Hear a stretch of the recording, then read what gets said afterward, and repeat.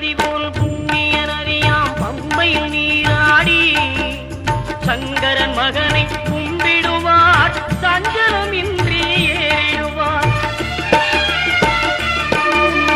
நீலிமலை ஏற்றம் சிவபாலனும் ஏற்றிடுவார். காலமெல்லாம் நமக்கே அருள்காவலராயிருப்பார். தேகபலம் தா பாதபலம் தா தேகபலம் தா பாதபலம் தா தேகபலம் தா